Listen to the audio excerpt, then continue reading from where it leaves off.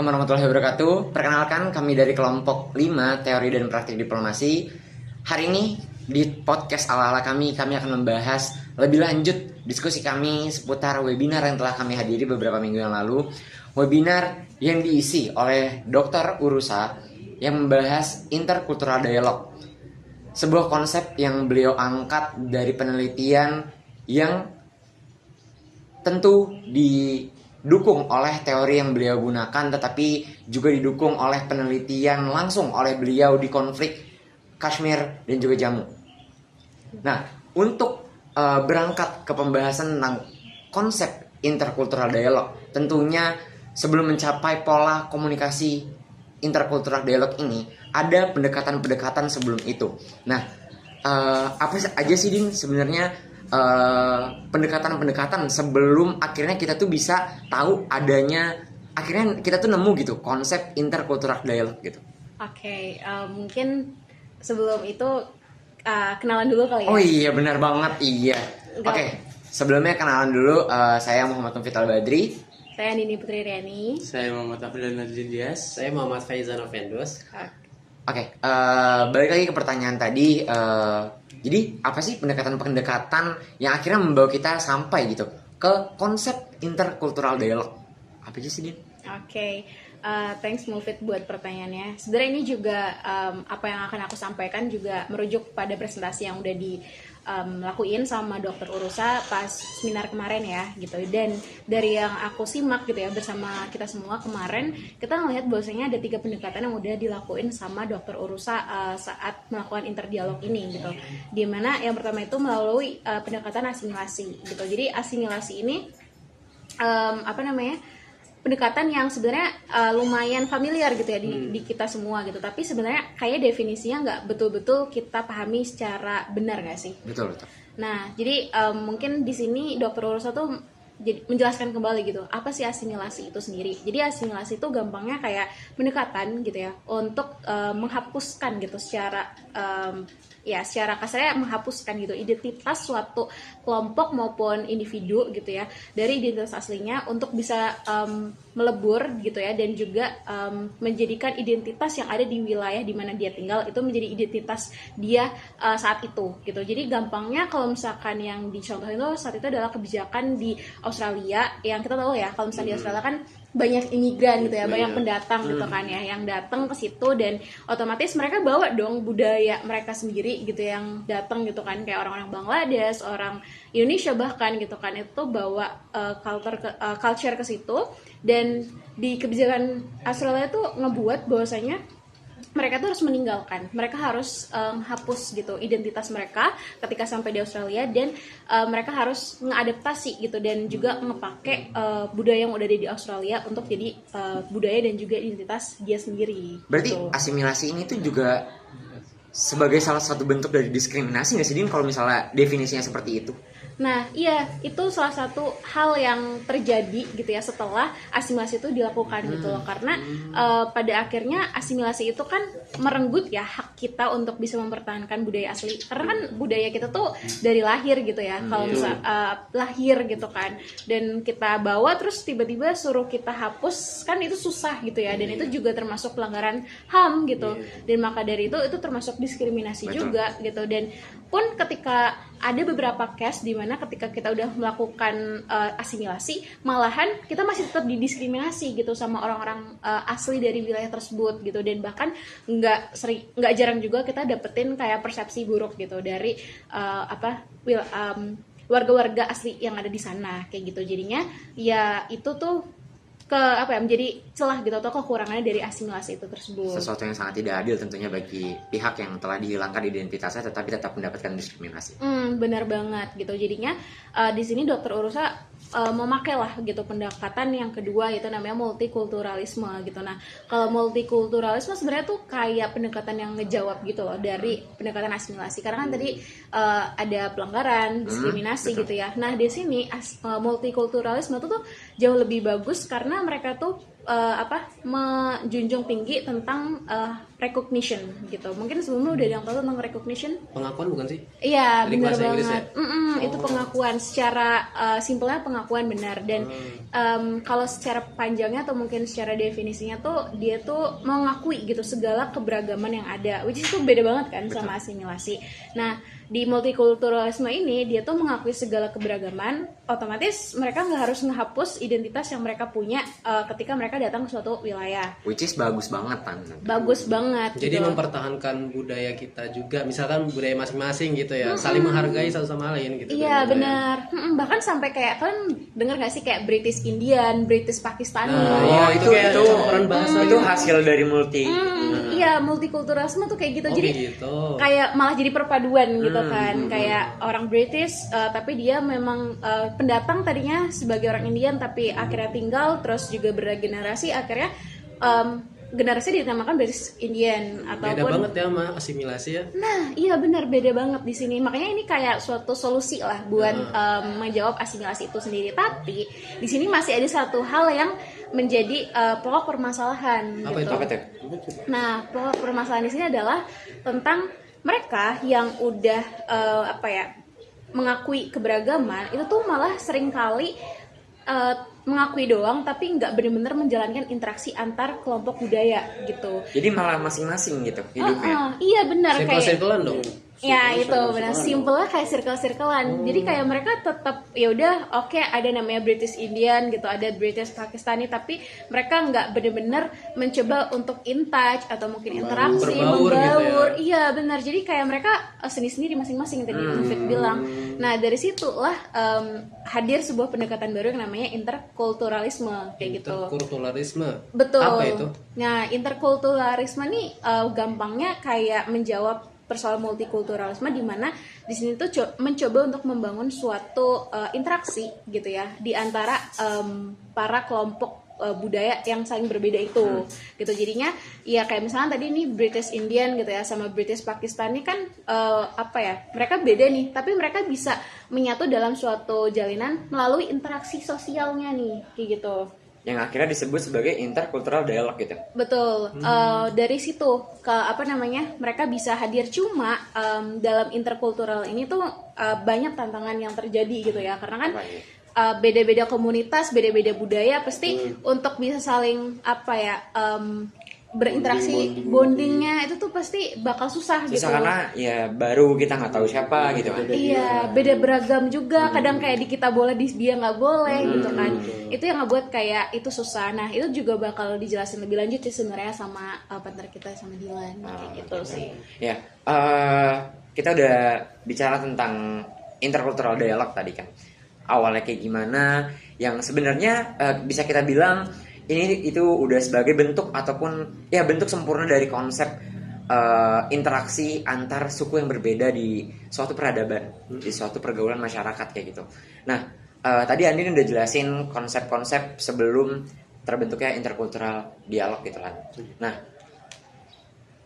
jadi interkultural dialog tuh kayak gimana sih lebih detailnya? Konsep ini tuh apa aja di dalamnya? Yang akhirnya bisa kita sebut sebagai konsep yang sempurna untuk pergaulan masyarakat yang berbeda-beda suku kayak gitu. Gimana sih? Benar. Jadi kan tadi udah dibahas ya tentang interkulturalisme itu sama Andin ya.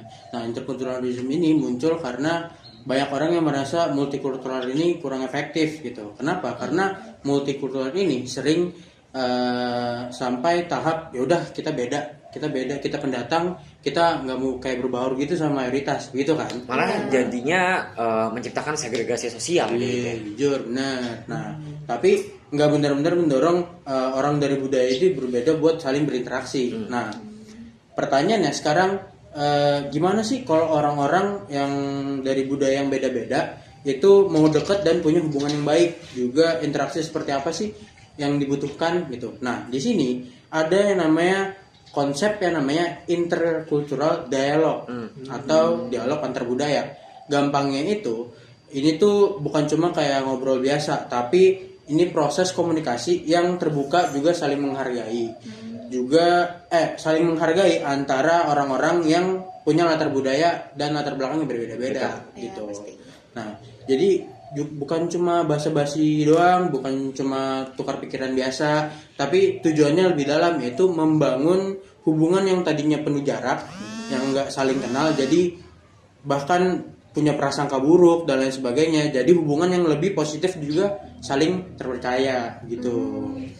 Jadi malah ngebangun suatu hubungan yang lebih baik ya gitu, dan mempererat ikatan. Betul banget. Ya benar, harus menghargai perbedaan, karena kalau misalnya kita ingin membangun suatu hubungan yang mesra, suatu hubungan yang baik, tentu harus menghargai perbedaan itu. Betul banget. Jadi apa aja sih berarti yang harus dilakukan itu untuk mencapai akhirnya kita bisa menciptakan pola interaksi yang positif gitu kan di dalam interkultural dialog ini.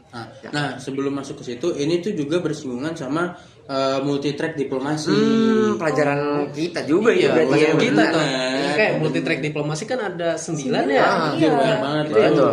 Poin yang mana tuh yang relate sama pembahasan kita? Nah, dan ini topik kita tuh sebenarnya lebih relate ke track yang keempat, yaitu namanya diplomasi antar warga. Gue lupa lagi bahasa Inggrisnya apa ya?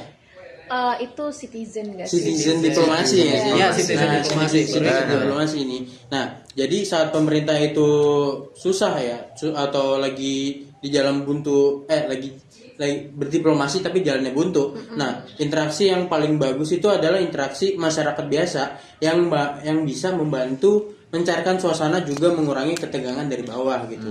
Jadi mulai dari masyarakatnya dulu, terus masuk ke pemerintahnya. Jadi dimulai dari akar rumput ya, grassroots lah bahasa zaman sekarang ya kayak gitu. Bener banget. Nah, supaya dialog antar budaya ini itu berhasil, ada 3 prinsip yang harus kita tahu nih.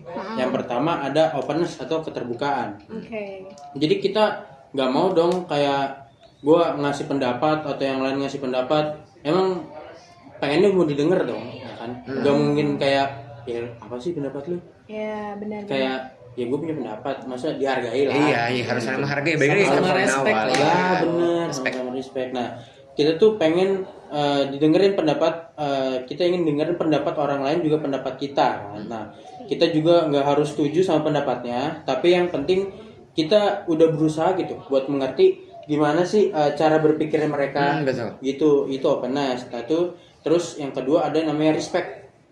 Apa tuh? Paham lah ya, respect tuh kita gimana sih menghargai, bukan dari lingkup yang beda-beda, tapi respect, saling menghormati dari manusia ke manusia. Gitu. Walaupun nilai budaya juga keberagaman yang beda-beda, tapi kalau ada yang namanya rasa hormat, itu jauh lebih nyaman pastinya buat ngomong juga berbagi pendapat gitu. Itu nilai yang paling mendasar sebenarnya. Benar banget, respect. Terus ketiga ada yang namanya reciprocity. Reciprocity itu kayak timbal balik. Artinya timbal balik. Gimana tuh maksudnya timbal balik itu? Jadi timbal balik itu kalau ngebahas tentang dialog antar antar kultural itu, dialogin itu bukan ceramah satu arah. Ini kayak gue nih kan ngobrol sama Mufid, sama Andin, sama Ya, Faiza. kita juga harus bedain mana monolog itu kan satu gitu. Bener. Gua doang nih ngomong, itu namanya monolog. Bener. Tapi kalau dialog nih kayak kita nih ngobrol, Iya, bertukar pendapat Bener. gitu Ya, kan. saling respon satu sama Bener. lain. Kalau cuma satu arah berarti namanya interkultural monolog gitu. Iya. Tapi kalau Benar. Oke, boleh lanjut. Basicnya kan kalau ngomong harus punya lawan bicara kan. Iya, kalau ngomong sendiri kan orang gila bener. Ya benar. Ya lagi. Bener. Nah ini tuh bikin yang tadi, dan kita nggak boleh satu arah ya. Jadi harus ada pihak lain yang ngomong juga, biar kita didengar, mereka juga didengar, kita punya pendapat, mereka punya pendapat, saling mengerti lah dan saling belajar satu sama lain juga. Nah 3 prinsip ini tuh kayak kelihatan banget di studinya Dokter Ursa ini tentang komunitas diaspora Jammu dan juga Kashmir. Kayak gimana tuh? Jadi karena mereka ini tinggal jauh dari wilayah konflik nih, Jammu Kashmir ini, jadi mereka tuh punya ruang yang lebih aman buat berdialog, buat berbicara, bertukar pikiran dan lain sebagainya. Jadi mereka jadi bisa ngobrol lebih tenang gitu, karena juga saling menghargai dibanding saat berada langsung di wilayah konflik. Ya masa lu konflik lu ngobrol, Iya. lu begini lagi perang. Iya, apalagi kita punya perbedaan yang Bener. mencolok banget bener. gitu ya, gitu kan. Tapi kalau misalnya dari dialog mungkin kebangun tuh trust gitu kan Bener di dalamnya banget. gitu kan. Jadi Iya. tenang Jadi ngomongnya. tenang. Jadi itu penting juga berarti ya. Berarti sebetulnya selain dari 3 itu trust building salah satu unsur yang penting dalam interkultural dialog. Bener banget. Kayak gitu berarti Lan ya? Mm-mm. Oke, kita udah tahu berarti kan ada banyak unsur gitu dalam interkultural dialog ini. Nah, Dokter Urusan juga sesuai yang disebutin di awal tadi, dia tuh melakukan penelitian konflik yang terjadi antara Kashmir dan juga Jammu gitu. Bisa dijelasin lebih lanjut sih, maksudnya apa yang beliau lakukan di sana dan apa yang beliau temukan di sana gitu. Oke, sebelum kita lanjut kita ulik dulu nih tentang Jammu dan Kashmir. Sejarahnya dulu mungkin kita tarik dulu ya, kita tarik dulu aja sejarahnya Itu mungkin. bisa terjadi. Jadi pas awal mula kolonial Inggris itu kan dibagi tuh, ada yang mayoritas Hindu pindah ke India gitu, terus yang Muslimnya itu pada ke Pakistan. Nah, Kashmir itu adalah wilayah sengketanya, diperebutkan karena kenapa? Pakistan menganggap wilayah Kashmir ini wilayah gua loh. Kenapa coba? Karena mayoritasnya Muslim, bahkan datanya 95%. Banyak banget. Banyak banget memang, tapi kebetulan Maharaja pemimpinnya yang di Kashmir itu adalah orang India dan beragama Hindu kayak gitu. Jadi ya dari secara administratifnya dia India, tapi mayoritas warganya itu harusnya Pakistan. Pakistan gitu. mengklaimnya kayak gitu karena mayoritasnya Islam seperti itu. Tapi bukannya banyak dari warga India juga orang Muslim ya? Iya. Kenapa Pakistan ngeklaim akhirnya itu wilayah mereka kalau cuma sekedar kayak orang-orang isinya orang-orang Islam gitu? Nah, jadi sejarahnya itu si India ini mereka itu mengakui kalau negaranya sekuler gitu. Sekuler, benar-benar sekuler. Jadi tidak ada kaitannya sama agama, padahal realitasnya berbeda gitu. Tapi itu adalah alibi untuk mempertahankan Kashmir sebenarnya. Iya kayak gitu. Faktanya kayak gitu. Nah, Gocek aja mereka. Iya. Jadi padahal mah dari segi pemerintahan juga mereka kan ada kasta-kasta gitu ya. Kasta yang paling brahmana, yang paling tinggi itu kan pemuka-pemuka agama. Nah, which is itu berarti ada kaitannya sama agama dong, nggak sekuler kayak gitu. Iya, Itu benar. realitasnya emang kayak gitu, Fit. Jadi walaupun ada orang India Muslim di sana, mereka itu dipertahankan kayak gitu supaya yang ada di Kashmir kan Muslim banyak banget nih kan. Mereka tetap di wilayah situ dan mau ikut administrasinya India seperti itu. Nah, jadi kalau kita tarik lebih lanjut tentang Jammu and Kashmir, itu sebenarnya ada perbedaan banget di antara kedua ini nih. Jadi benar-benar kayak timur barat gitu, jauh Iya, gitu. kayak gitu antara minyak sama air. Betul. Kagak bisa disatuin. Gitu. Jadi kalau Kashmir itu dia mayoritasnya Muslim, ya kan, yang tadi gue sebutin. Sedangkan Jammu, wilayah Jammu ini orang-orangnya dia mayoritasnya Hindu, 65% Hindu di situ. Bukan hanya dari segi agamanya ya. Jadi mereka tuh sebenarnya deketan gitu wilayah. Samping-sampingan gitu ya. Samping-sampingan, cuma berbeda kulturalnya. Beda banget ya, Beda karena banget. tadi yang disebutin gitu ya. Apalagi orang Muslim kan setiap setahun sekali ada namanya Idul Adha. Ini baru kemarin nih. Iya kan? Iya, masih bau kambing sih tadi sebenarnya di masih jalanan. bau sapi kan. Apalagi sapi nih. Ini sensitif banget, serius.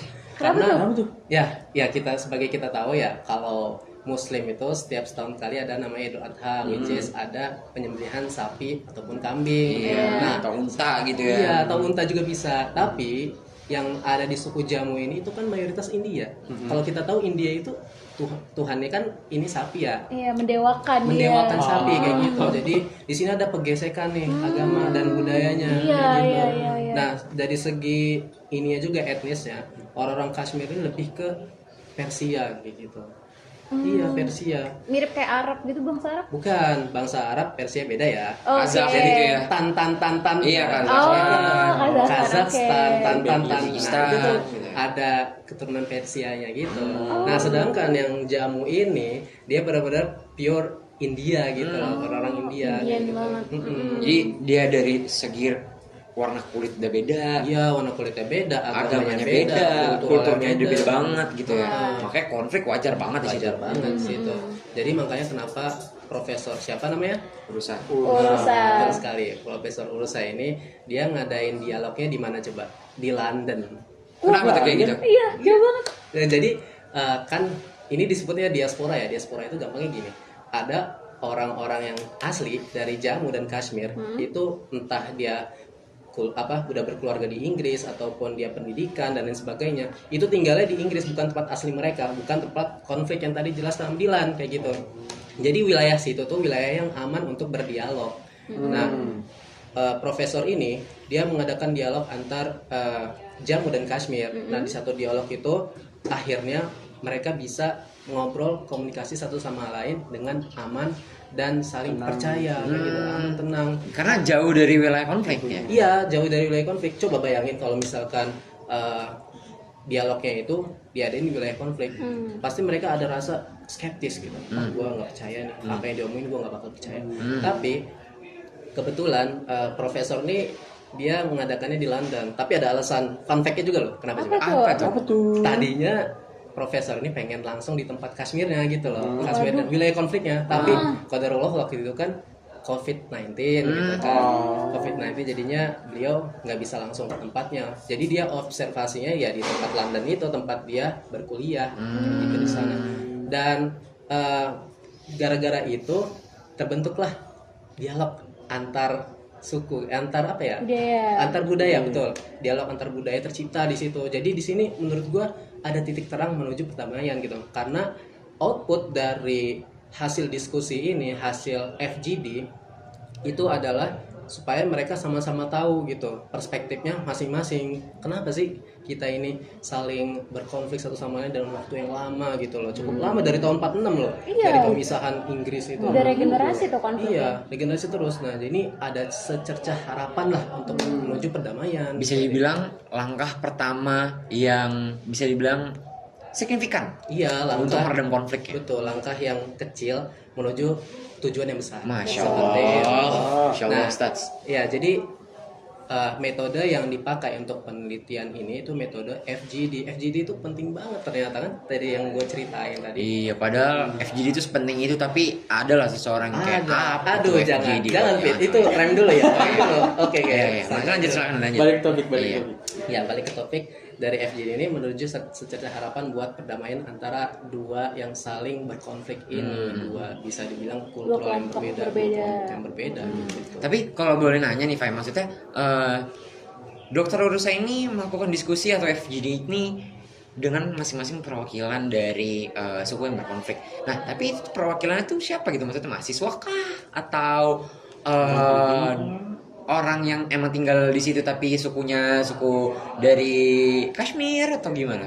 Tentunya ya apapun profesinya, selama dia itu masih menjadi seorang masing-masing di Kashmir ataupun apa tadi, astaga, Jamu. Jammu iya. Jammu dan Kashmir, mereka ya saling berdialog, nggak mandang dia ini mahasiswa ataupun cuma traveler, nggak mandang. Jadi yang penting sukunya kayak gitu. Iya, balik lagi saling Iya, menghargai siapapun dia. gitu. Siapapun dia saling menghargai kayak gitu loh. Jadi diambil-ambil itu yang dari suku Kashmir, suku Jammu, disuruh FGD gitu, tanpa mandang bulu siapa, Iya. ini siapa gitu. Jadi tahu nih, oh ternyata perspektif dia begini, perspektif saya kayak gini, dan disatu padukan kayak gitu. Jadi ada harapan lah buat perdamaian. Dan setelah adanya FGD ini, mereka ada bangun trust building masing-masing kayak gitu. Nah, jadi diharapkannya juga dari FGD ini, mereka melapor ke keluarganya yang di asalnya gitu. Oh, ternyata Jammu ini baik kayak gini dan lain sebagainya. Iya, gitu. benar. Ternyata Kashmir juga baik seperti ini kayak gitu. Jadi mengubah persepsi juga Iya, ya. mengubah persepsi. Jadi kan walaupun dari minoritas dikit nih, terus mereka cerita kepada keluarga yang di asal, mana tahu menyebarkan dari mulut ke mulut kan cepet banget gitu. Apalagi sekarang zamannya globalisasi gitu. Jadi informasi itu sangat menyebar dengan cepat, baik maupun yang baik atau yang buruk, tapi ini yang baik gitu. Ya, dan kalau nggak salah tuh apa namanya, dokter Urusa juga bikin link GFORM kan ya buat survei setelah mereka FGD. Itu juga hasilnya ternyata ditanyain secara anonim gitu kan, kalau misalkan gimana nih mereka apakah mau kenalan lagi gitu ya untuk bertemu di lain waktu lah nggak dalam FGD itu. Dan fun fact-nya malah banyak banget yang pengen lagi gitu loh, kayak even mereka mungkin sebagai Jammu dan Kashmir yang biasanya kayak saudara Tom and Jerry gitu Iya, ya. iya. Tapi ketika dikasih FGD terus habis itu dikasih pertanyaan kayak gitu, mereka ternyata banyak yang pengen dan bahkan ada yang sampai berteman habis itu dari FGD itu. Makanya Mantap sekali kan FGD, metode yang digunakan oleh Prof ini. Iya. betul. Seharusnya dihormati metode ini. Iya, metode ini harus dihormati bukan main-main bukan ini hanya metode. omon-omon itu. FGD. Karena setiap FGD itu pasti ada output yang dihasilkan dari FGD itu kayak gitu. Seperti contohnya ini kan ada secerca harapan buat perdamaian antara dua yang saling berkonflik lama sekali. Kayak gitu. Betul. Ya, ya bisa disimpulkan siapapun atau apapun yang dihadapi tentu ada solusinya. Tetapi ya ada step-step yang perlu kita lakukan. Ada perasaan-perasaan yang perlu kita hargai. Betul. Ya. Kayak udah bilang tadi ada 3, ada saling menghargai, saling respect gitu kan, dan ada hubungan timbal balik. Ya tentu banyak sekali lah ya nilai atau pelajaran yang bisa kita ambil dari seminar dari Dr. Urusa, karena tidak hanya dari teori beliau menyampaikan, tetapi observasi langsung, bahkan eksperimen langsung gitu. Semoga apa yang telah beliau usahakan dan apa yang telah kita diskusikan hari ini bisa membawa perubahan baik ke depannya, dan semoga bisa menjadi bahan pelajaran untuk semuanya. Kami dari kelompok 5 kelompok teori dan praktik diplomasi dari HI 6A pamit undur diri. Sekian, terima kasih. Wassalamualaikum warahmatullahi wabarakatuh. Terima kasih. Dadah, guys.